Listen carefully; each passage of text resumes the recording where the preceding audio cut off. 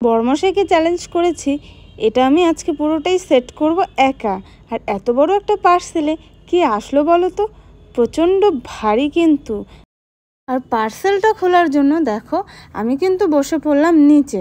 নিচে বলতে মেঝেতে বসে পড়লাম, যেহেতু সোনা বিছানার মধ্যে ঘুমাচ্ছে, সেই জন্য এই পার্সেলটা খোলার সময় কিন্তু আওয়াজ হবে।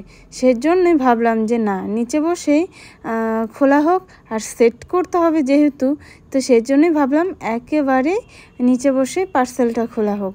তো চলো ফাইনালি দেখা যাক কি আছে এর ভিতরে। পার্সেলে কি আছে কি আছে কি আছে কি আছে বলো তো। দেখতে পারলে এগুলো হচ্ছে স্ট্যান্ড।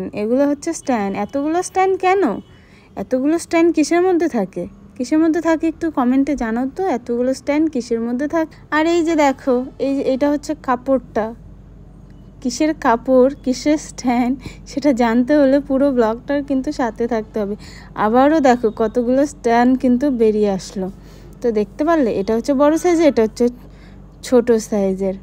আর আজকে আমি বড়মশাইকে করেছি চ্যালেঞ্জ, এই পার্সেল পুরো সেটটাই কিন্তু আমি করব। বড়মশাইকে একদমই কাছে ঘেঁষতে দেব না এটা সেট করার জন্য। ও ভাবে যে আমি নাকি কিছুই পারি না। তো আজকে আমি বড়মশাইকে দেখিয়ে দেব আমি সব পারি।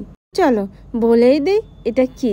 এটা হচ্ছে জুতা বলো, জামা কাপড় বলো রাখার কিন্তু সুন্দর র্যাকটা অবশ্যই আমি তোমাদের শেয়ার করব। র্যাকটা কিন্তু অনেকটা বড়।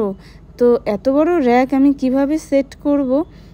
আর দেখো বড়মশাইকে বলছিলাম যে দেখো স্বামীজান, আমি চাইলে সব করতে পারি, সব করতে পারি। দেখো চ্যালেঞ্জ তো করেছি বড়মশাইকে যে এটা আমি করতে পারবোই, পারতে আমাকে হবে। তো এখন দেখো লম্বা স্ট্যান্ডগুলো তো সুন্দরভাবে লাগিয়ে নিলাম। এখন আমি খুবই কনফিউজড আছি। ইয়েস, আমি পেরেছি।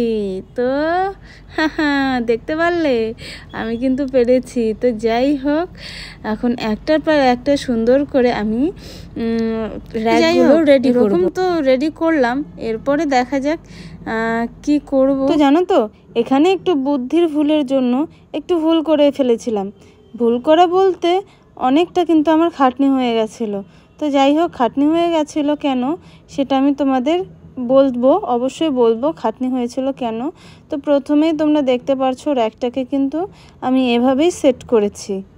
তো দেখো র্যাকটা কিন্তু আমি এভাবেই সেট করেছি। এখন হচ্ছে ভুলটা আমি কোথায় করেছি। আর এখানে দেখো কটা পার্ট আছে বলো তো। এখানে আছে 7টা পার্ট আছে, সেই জন্যই কিন্তু র্যাকটা অনেকটা বড়। আর কাপড়টাও কিন্তু ভীষণ সুন্দর এসছে। তো আমরা অর্ডার করেছিলাম রেড কালার। তো যাই হোক, কারণবশত হয়তো কালারটা একটু চেঞ্জ হয়েছে। তো কোনো ব্যাপার না, তবুও কিন্তু কালারটা অনেকটাই সুন্দর এসছে। আর জিনিসটাও কিন্তু ভীষণ ভালো এসছে। তারপর এখন সেটা হলো ভুলটা আমি কোথায় করেছি। এই যে দেখতে পাচ্ছ, ভুলটা আমি এখানেই করেছি। আমি যখন র্যাকটা সেট করছিলাম তখনই কিন্তু আমার এক একটা করে কাপড় মানে যে পার্টগুলো, সে পার্টে এক একটা পার্টে কিন্তু আমার বসিয়ে সেট করা দরকার ছিল। কিন্তু সেটা আমি ওই যে বলে জানি না, বেশি বাটপারি করতে গেছিলাম। তো করতে গিয়ে এটা হয়ে গেছে। তো যাই হোক, কোনো ব্যাপার না, তবু আমি চেষ্টা করব, পারতে আমাকে হবে। চ্যালেঞ্জ যখন করেছি অবশ্যই পারতে হবে, চ্যালেঞ্জ কমপ্লিট করতে হবে বলো।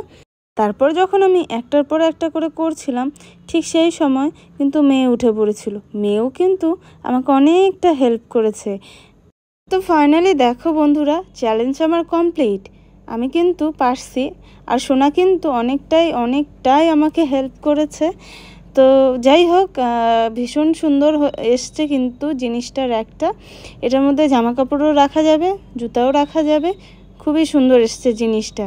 আর সোনা দেখো তোমাদের দেখিয়ে দিল, এখন আবার চেনগুলোও লাগিয়ে দিচ্ছে।